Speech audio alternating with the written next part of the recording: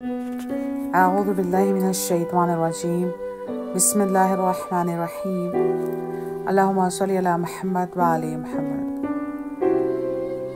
امام علی علیہ السلام کی وصیت امام حسین علیہ السلام کے نام۔ امیر المؤمنین علی ابن ابی طالب علیہ السلام فرماتے ہیں، نیکی کی تلقین کرو تاکہ خود بھی اہل خیر میں محسوب ہو۔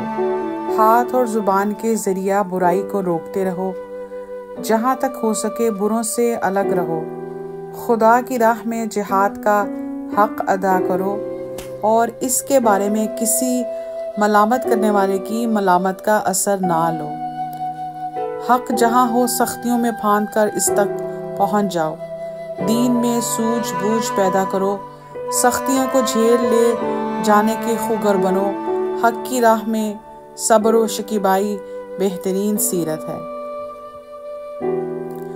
ہر معاملہ میں اپنے کو اللہ کے حوالے کر دو، کیونکہ ایسا کرنے سے تم اپنے کو ایک مضبوط پناہ گاہ اور قوی محافظ کے سپرد کر دو گے۔ صرف اپنے پروردگار سے سوال کرو، کیونکہ دینا اور نہ دینا بس اسی کے اختیار میں ہے۔ زیادہ سے زیادہ اپنے اللہ سے بھلائی کے طالب رہو۔ میری وصیت کو سمجھو اور اس سے روگردانی نہ کرو۔ اچھی بات وہی ہے جو فائدہ رساں اور جس علم کا سیکھنا سزاوار نہ ہو، اس سے کوئی فائدہ بھی نہیں اٹھایا جا سکتا۔ اے فرزند، جب میں نے دیکھا کہ کافی عمر تک پہنچ چکا ہوں اور بدن کا ضعف بڑھتا جا رہا ہے تو میں نے وصیت کرنے میں جلدی کی، اور اس میں کچھ اہم مضامین درج کیے ہیں کہ کہیں ایسا نہ ہو کہ موت میری طرف سبقت کر جائے اور دل کی بات دل ہی میں رہ جائے، یا بدن کی طرح عقل و رائے بھی کمزور پڑ جائے، یا وصیت سے پہلے ہی تم پر کچھ خواہشات کا تسلط ہو جائے، یا دنیا کے جھمیلے تمہیں گھیر لیں کہ تم بھڑک اٹھنے والے موذ اور اونٹ کی طرح ہو جاؤ، کیونکہ کم سن کا دل اس خالی زمین کے مانند ہوتا ہے جس میں جو بیج ڈالا جاتا ہے اسے قبول کر لیتی ہے۔ لہٰذا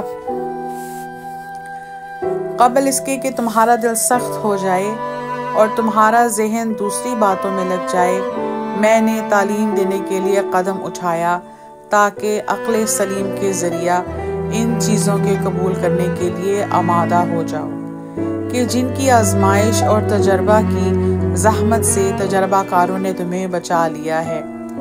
اس طرح تم تلاش کی زحمت سے مستغنا اور تجربہ کی کلفتوں سے آسودہ ہو جاؤ گے، اور تجربہ اور علم کی وہ باتیں بے تعب و مشقت تم تک پہنچ رہی ہیں کہ جن پر ہم مطلع ہوئے، اور پھر وہ چیزیں بھی اجاگر ہو کر تمہارے سامنے آ رہی ہیں کہ جن میں سے کچھ ممکن ہے ہماری نظروں سے اوجھل ہو گئی ہو۔ اے فرزند، اگرچہ میں نے اتنی عمر نہیں پائی جتنی اگلے لوگوں کی ہوا کرتی تھی، پھر بھی میں نے ان کی کارگزاریوں کو دیکھا، ان کے حالات و واقعات میں غور کیا اور ان کے چھوڑے ہوئے نشانات میں سیر و سیاحت کی، یہاں تک کہ گویا میں بھی انہی میں سے ایک ہو چکا ہوں۔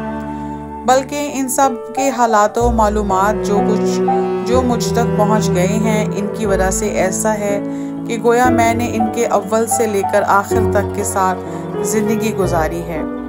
چنانچہ میں نے صاف کو گندے اور نفع کو نقصان سے الگ کر کے پہچان لیا ہے، اور اب سب کا نچوڑ تمہارے لیے مخصوص کر رہا ہوں، اور میں نے خوبیوں کو چن چن کر تمہارے لیے سمیٹ دیا ہے اور بے معنی چیزوں کو تم سے جدا رکھا ہے، اور چونکہ مجھے تمہاری ہر بات کا اتنا ہی خیال ہے جتنا ایک شفیق باپ کو ہونا چاہیے، اور تمہاری اخلاقی تربیت بھی پیش نظر ہے۔ اللہم صلی علی محمد وآل محمد وعجل فرجہم۔